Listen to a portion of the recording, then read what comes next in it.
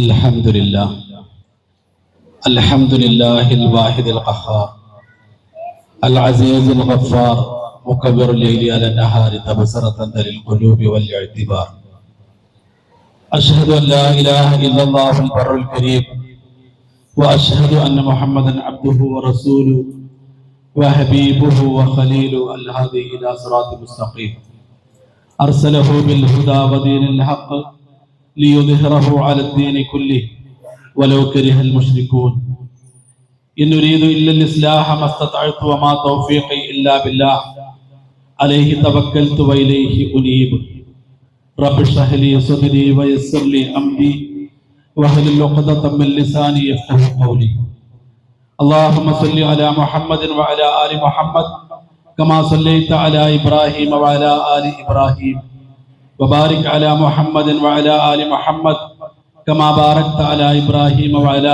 آل إبراهيم في العالمين إنك حميد مجيد أما بعد فإن خير الحديث كتاب الله وخير الهدي هدي محمد صلى الله عليه وسلم وشر الأمور محدثاتها وكل محدثة بدعة وكل بدعة ضلالة أيها الناس أوصيكم عباد الله أولا بتقوى الله قال الله عز وجل وعلا في كتابه المبين أعوذ بالله السميع العليم من الشيطان الرجيم بسم الله الرحمن الرحيم ومن أحسن دينا ممن أسلم وجهه لله وهو محسن واتبع ملة إبراهيم حنيفا واتخذ الله إبراهيم خليلا صدق الله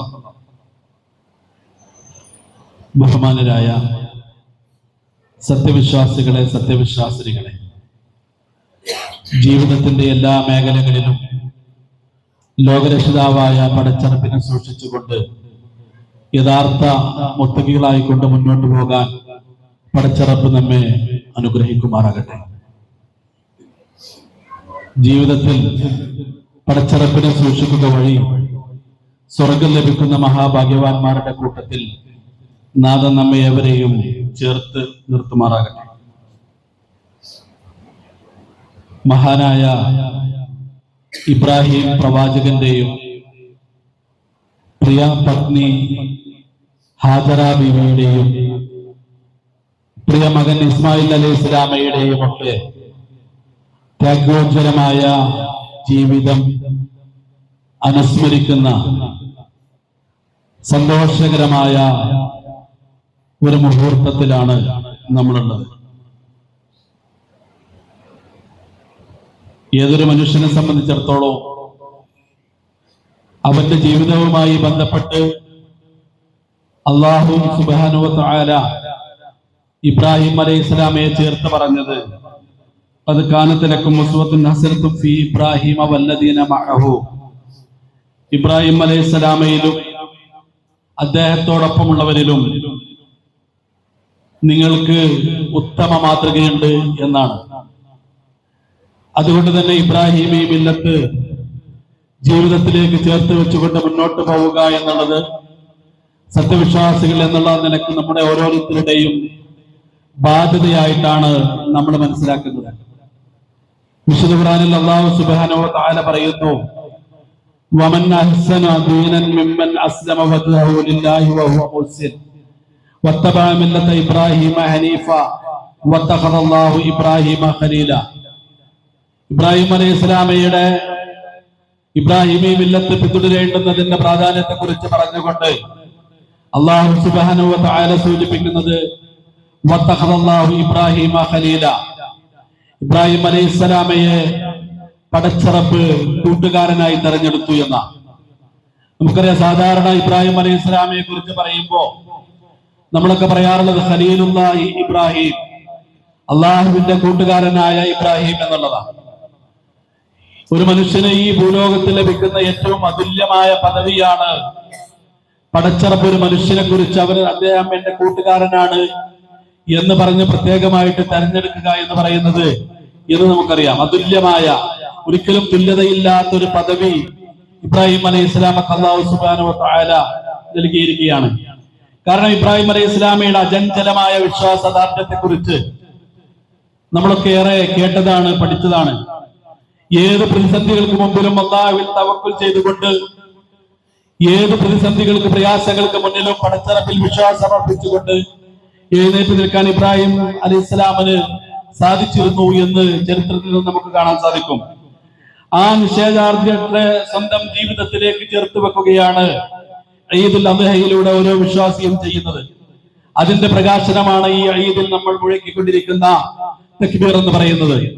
അല്ലാഹു അക്ബർ, അല്ലാഹു അക്ബർ, അല്ലാഹു അക്ബർ, ലാ ഇലാഹ ഇല്ലല്ലാഹു, അല്ലാഹു അക്ബർ, അല്ലാഹു അക്ബർ വലില്ലാഹിൽ ഹംദ് എന്ന തക്ബീറിന്റെ പ്രഖ്യാപനത്തിലൂടെ ഇബ്രാഹിം അലൈഹിസ്സലാമയുടെ ജീവിതം നമ്മുടെ ജീവിതത്തിലേക്ക് ചേർത്ത് വെക്കുക എന്നുള്ള ആ ഒരു ജീവിതത്തിന്റെ പ്രകാശനമാണ് ഓരോ സത്യവിശ്വാസിയും നിർവഹിച്ചുകൊണ്ടിരിക്കുന്നത്.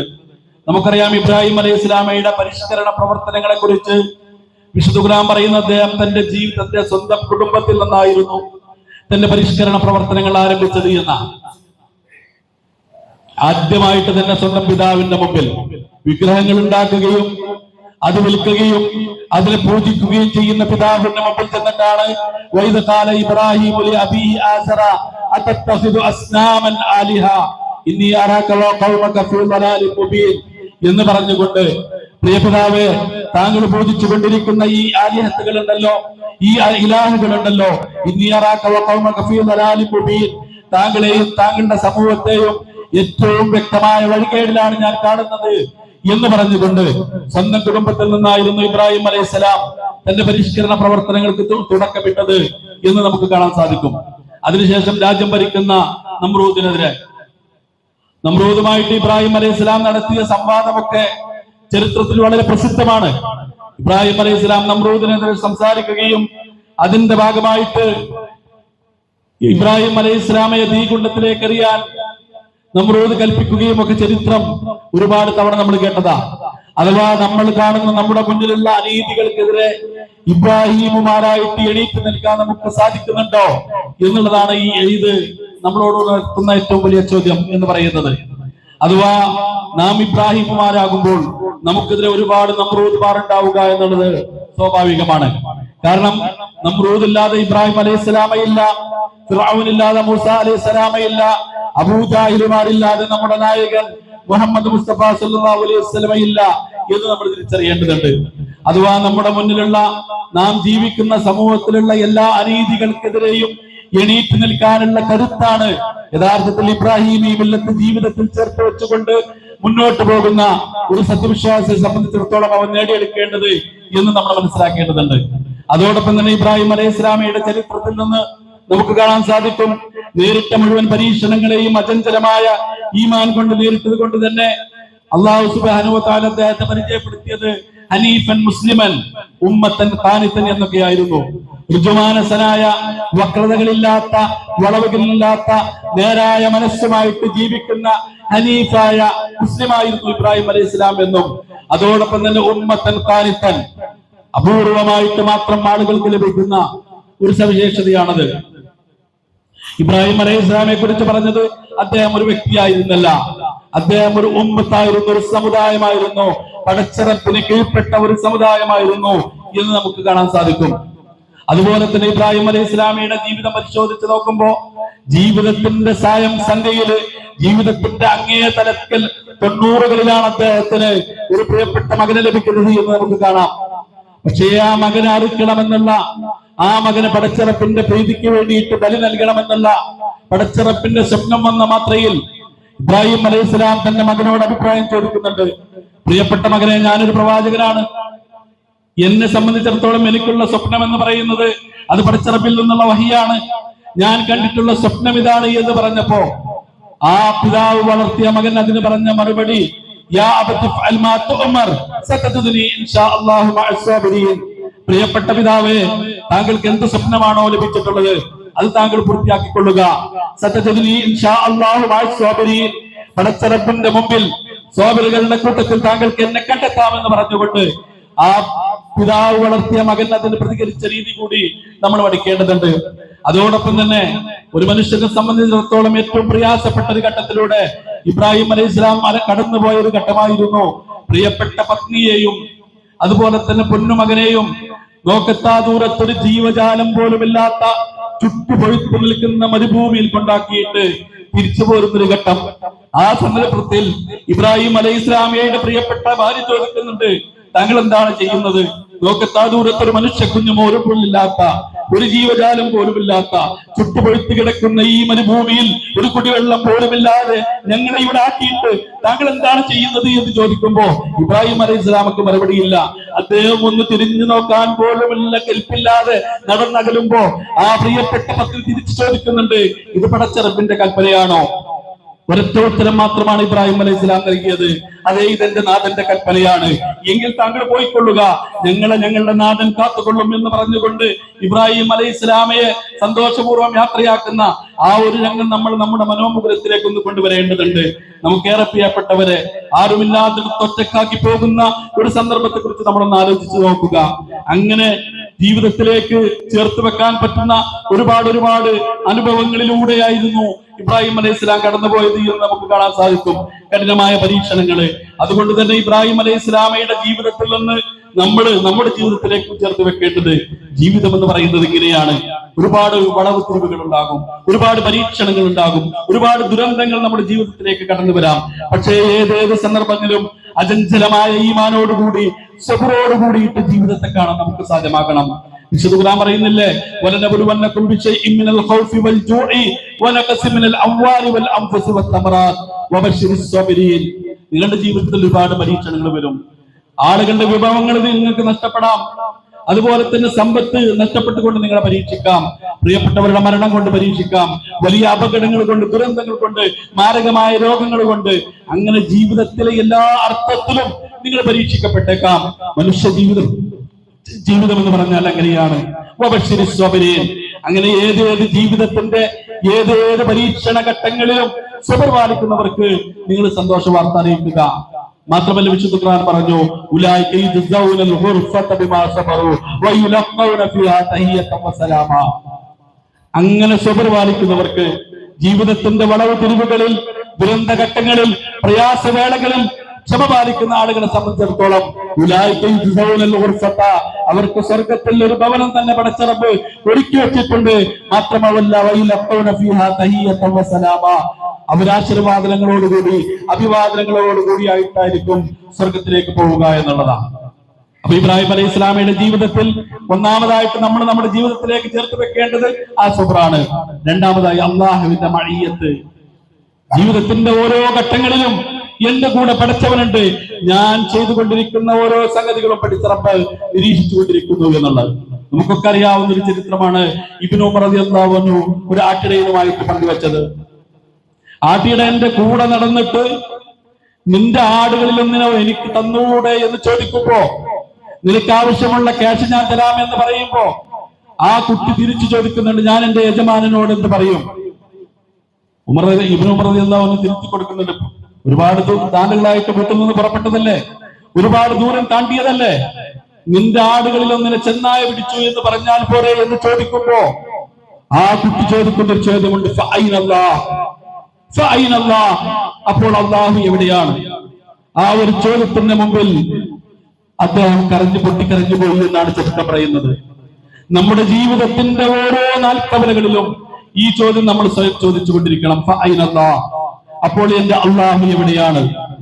ഈ അർത്ഥത്തിൽ ജീവിതത്തെ ക്രമപ്പെടുത്താൻ എന്റെ കൂടെ പടച്ചിറപ്പുണ്ട്. ഞാൻ എന്റെ ജീവിതത്തില് ഏതേത് മലമടക്കുകളിലോ ഗുഹാന്തർമുഖങ്ങളിലോ അടച്ചിട്ട റൂമുകളിലോ ഞാൻ ചെയ്തുകൊണ്ടിരിക്കുന്ന ഓരോ കർമ്മവും പടച്ചിറപ്പ് രേഖപ്പെടുത്തി വെച്ചുകൊണ്ടിരിക്കുന്നുണ്ട്. റഖീബും അതീദും രേഖപ്പെടുത്താതെ എന്റെ ജീവിതത്തിൽ ഒരു നിമിഷം പോലും കടന്നു പോകുന്നില്ല. പക്ഷേ നമ്മൾ മനുഷ്യരാ, തെറ്റുകൾ പറ്റുക സ്വാഭാവിക. തെറ്റുകൾ സ്വാഭാവിക. ആ തെറ്റുകൾ സംഭവിച്ചു കഴിഞ്ഞാൽ പശ്ചാത്തപിക്കാനുള്ള ഒരു മനസ്സ്. പ്രവാചകൻ സല്ലല്ലാഹു അലൈഹി വസല്ലമയുടെ കൂടെ പ്രവാചകന്റെ പള്ളിയിൽ നിരന്തരമായിട്ട് പ്രവാചകന് സേവനം ചെയ്തുകൊണ്ടിരിക്കുന്ന ഒരു ബാലൻ ഉണ്ടായിരുന്നു. 12 വയസ്സുള്ള ഒരു കൊച്ചു ബാലൻ. ഒരിക്കൽ പ്രവാചകൻ സല്ലല്ലാഹു അലൈഹി വസല്ലം ആ കുട്ടിയെ വിളിച്ചിട്ട് പറഞ്ഞു, ഓൻ ഇന്ന സ്ഥലത്ത് പോയിട്ട് ഇന്ന സാധനവുമായിട്ട് വരണം. അങ്ങനെ ഇവൻ വീട്ടിൽ നിന്ന് പോവാ, പള്ളിയിൽ നിന്ന് പോവാ. തിരിച്ചു വരുന്ന വഴിക്ക് ഒരു വീട്ടിലേക്ക് ഈ കുട്ടി ഒന്ന് നോക്കിപ്പോയി. ഇന്നത്തെ പോലെ വാതിലുകളൊന്നുമില്ലാത്ത, കർട്ടനുകൾ മാത്രമുള്ള വീടുകളാണ്. ആ കാഴ്ചയിൽ കാണാൻ പാടില്ലാത്തൊരു കാഴ്ച അവന്റെ ദൃഷ്ടിയിൽ പതിഞ്ഞു പോകും. ആ സമയത്ത് കുറച്ചു സമയം അവൻ ആ കാഴ്ച ഇങ്ങനെ കണ്ടിരുന്നു. അശ്ലീലമായൊരു കാഴ്ചയായിരുന്നു. കുറച്ചു കഴിഞ്ഞപ്പോഴാണ് അവന് തോന്നിയത്, പടച്ചറബേ, എന്തൊരു വലിയ തെറ്റാണ് ഞാൻ ചെയ്തത്. പ്രവാചകൻ സല്ലല്ലാഹു അലൈഹി വസല്ലമയുടെ അടുത്തേക്ക് തിരിച്ചു പോകാൻ അവന് ധൈര്യമില്ല. അവിടുന്ന് ഓടിപ്പോയി. 2-3 ദിവസം ഈ കുട്ടിയെ കാണാതിരുന്നപ്പോ പ്രവാചകൻ സല്ലല്ലാഹു അലൈഹി വസല്ലം അബ്ദുറഹ്മാൻ ഇബ്നു ഔഫ് റളിയല്ലാഹു അൻഹുവിനോടും ഉമർ ഇബ്നു ഖത്താബ് റളിയല്ലാഹു അൻഹുവിനോടും പറഞ്ഞു, നമ്മുടെ പൊന്നുമോനെ കാണാനില്ല, നിങ്ങള് ഒന്ന് പുറത്തു പോയിട്ട് എല്ലായിടത്തും അന്വേഷിച്ചിട്ട് വരണം. ഇവര് മദീനയിൽ മൊത്തം അന്വേഷിച്ചു. മദീനക്ക് പുറത്തു പോയിട്ട് അന്വേഷിക്കാൻ തുടങ്ങി. ഒരു ആട്ടിടയനെ കണ്ടപ്പോ ആട്ടിടയനോട് ചോദിച്ചു, ഇങ്ങനെ ഒരു കുട്ടിയെ നിങ്ങൾ കണ്ടിട്ടുണ്ടാവും? അപ്പൊ അദ്ദേഹം നിങ്ങൾ പറഞ്ഞ ലക്ഷണങ്ങളൊക്കെ ഉള്ള ഒരു കുട്ടി എല്ലാ ദിവസവും വൈകുന്നേരങ്ങളിൽ ഇവിടെ വന്ന് ഈ പുൽത്തകടിയിൽ വന്നിരുന്നിട്ട് അങ്ങനെ പൊട്ടി കരയുന്നത് ഞാൻ കാണാറുണ്ട്. ഞാൻ പാലൊക്കെ കറന്നു കൊടുത്താലും അവൻ കുടിക്കാറില്ല. അവരവിടെ കാത്തിരുന്നു. അങ്ങനെ ആ കുട്ടി വന്ന സമയത്ത് ഇവര് ഓടിച്ചെന്ന് ഇവരെ പിടിച്ചു. ഇവരെ കണ്ട മാത്രയിൽ ഇവരെ കെട്ടിപ്പിടിച്ചുകൊണ്ട് ആ കുട്ടി ചോദിച്ചു, എന്നെ കുറിച്ച് പ്രവാചകൻ സല്ലല്ലാഹു അലൈഹി വസല്ലം വല്ലതും പറഞ്ഞോ? എന്നെ കുറിച്ച് വിശുദ്ധ ഖുർആനിൽ വല്ലതും വന്നിട്ടുണ്ടോ? അവർ കാര്യങ്ങളൊക്കെ അന്വേഷിച്ചു. ആ കുട്ടിയോട് കാര്യങ്ങളൊക്കെ നമുക്ക് അള്ളാഹുവിന്റെ റസൂലിനോട് പറഞ്ഞ് മനസ്സിലാക്കി കൊടുക്കാം എന്നൊക്കെ പറഞ്ഞ് ഇവരെയും കൂട്ടി റസൂലിന്റെ മുമ്പിലേക്ക് പോയി. റസൂൽ സല്ലല്ലാഹു അലൈഹി വസല്ലമ ഇവന്റെ തലയിൽ കൈവച്ച് പ്രാർത്ഥിച്ച്, കാര്യങ്ങൾ കേട്ട ശേഷം ഇവന്റെ തലയിൽ കൈവച്ച് പ്രാർത്ഥിച്ചിട്ട് ഇവര് വീട്ടിലേക്ക് പറഞ്ഞയച്ചു. ഈ പേടിയിൽ പതിച്ചു വിറച്ച് വീട്ടിലേക്ക് പോയ കുട്ടി 3-ാമത്തെ ദിവസം മരണപ്പെടുകയാണ്. ഇവന്റെ മയ്യത്ത് ഖബറിലേക്ക് കൊണ്ടുപോകുമ്പോ പ്രവാചകൻ സല്ലല്ലാഹു അലൈഹി വസല്ലമ തന്റെ 2 തള്ളവിരലുകൾ നിലത്തൂരി നടക്കുന്നത് കണ്ടപ്പോ സഹാബത്ത് ചോദിച്ചു, അള്ളാഹുവിന്റെ പ്രവാചകരെ, താങ്കൾക്ക് എന്താണ് പറ്റിയത് എന്ന് ചോദിക്കുമ്പോ പ്രവാചകൻ പറയുന്ന മറുപടിയുണ്ട്. അതാണ് ഇവിടെ പ്രസക്തമായിട്ടുള്ളത്. പ്രവാചകൻ സല്ലല്ലാഹു അലൈഹി വസല്ലമ പറയുന്നു, നമ്മുടെ പ്രിയപ്പെട്ട മകന്റെ, നമ്മുടെ പൊന്നുമോന്റെ ഖബറടക്കത്തിൽ പങ്കെടുക്കാൻ വേണ്ടി പടച്ച റബ്ബിന്റെ മലായികത്തുകൾ ഇറങ്ങിയത് കാരണം എനിക്കിവിടെ കാലുകുത്താൻ സ്ഥലമില്ല. അഥവാ 12 വയസ്സായാലും പൊന്നുമോന് സംഭവിച്ചൊരു തെറ്റ്, ആ തെറ്റില്ല പൊന്നുമോന്റെ പശ്ചാത്താപം, ആ പശ്ചാത്താപം പടച്ച റബ്ബ് സ്വീകരിച്ച രീതി, അഥവാ ജീവിതത്തിൽ ഒരുപാട് തെറ്റുകൾ നമുക്ക് സംഭവിക്കാം. പക്ഷെ ആ തെറ്റുകൾ ആത്മാർത്ഥമായിട്ട് പടച്ച റബ്ബിനോട് പറഞ്ഞ് അപേക്ഷിച്ചുകൊണ്ട് മാപ്പ് നേടിയെടുക്കാൻ നമുക്ക് സാധ്യമാകേണ്ടതുണ്ട്. അതോടൊപ്പം തന്നെ എന്റെ സഹോദരങ്ങളോട് പറയാനുള്ളത്, ഇബ്രാഹിം അലൈഹി ഇസ്ലാമിയുടെ ജീവിതത്തിൽ നിന്ന് നമുക്ക് പഠിക്കാനുള്ള മറ്റൊരു സംഗതി, അള്ളാഹുവിന്റെ ഭാഷത്തെ മുറുകെ പിടിക്കുക. ഏത് പ്രതിസന്ധി ഘട്ടങ്ങളിലും ഒരിക്കലും ഭിന്നിച്ചു പോകരുത്.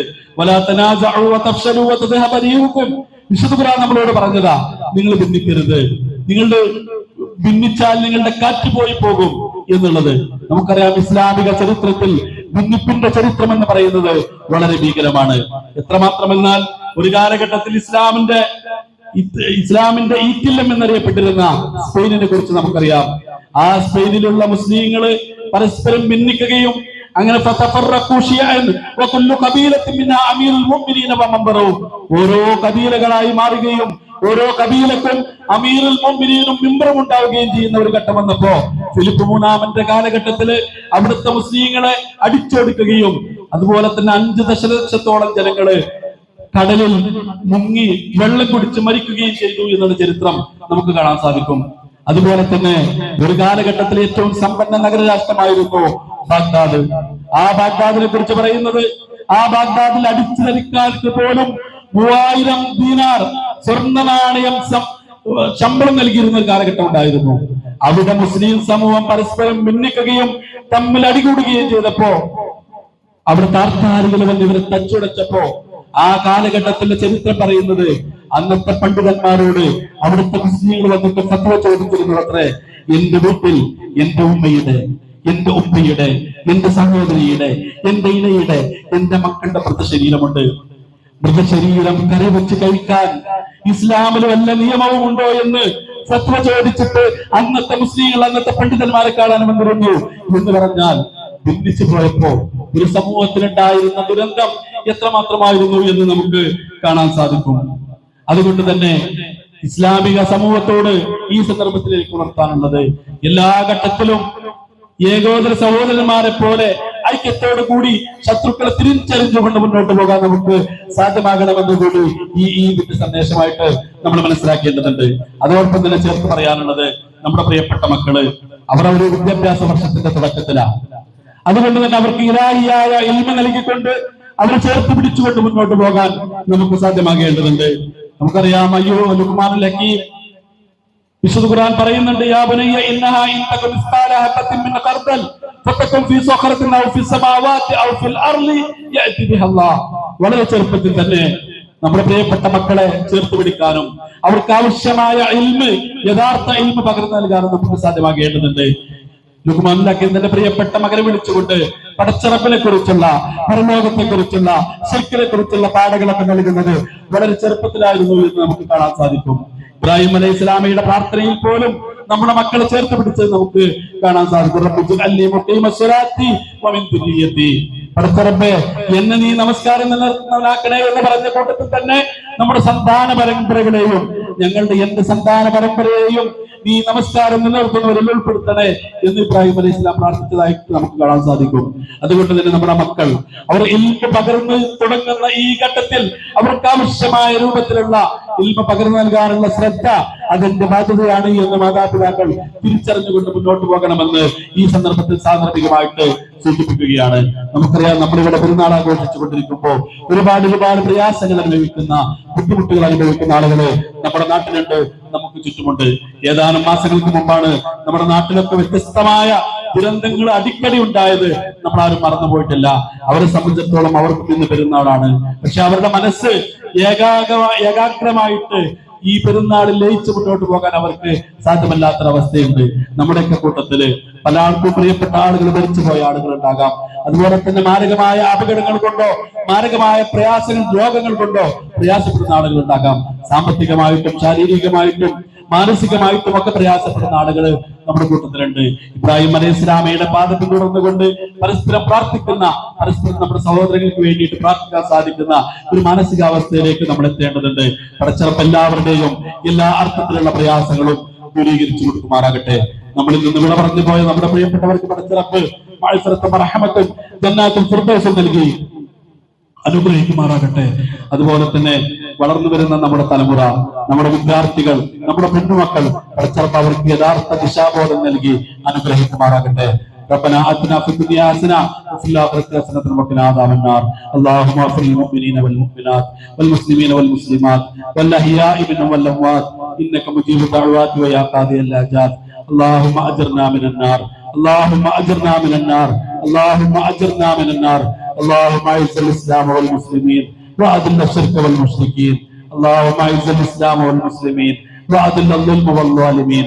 اللهم أعز الإسلام والمسلمين وأذل النفاق والمنافقين. اللهم اجعل حسابنا حسابا يسيرا. اللهم اجعل آخر كلامنا عند الموت قول لا إله إلا الله. توفنا مسلمين وأهلكنا بالصالحين. ربنا آتنا في الدنيا حسنة وفي الآخرة حسنة وقنا عذاب النار. آمين آمين ورحمتك يا أرحم الراحمين. وصلى الله على نبينا محمد صلى الله عليه وسلم. السلام عليكم ورحمة الله.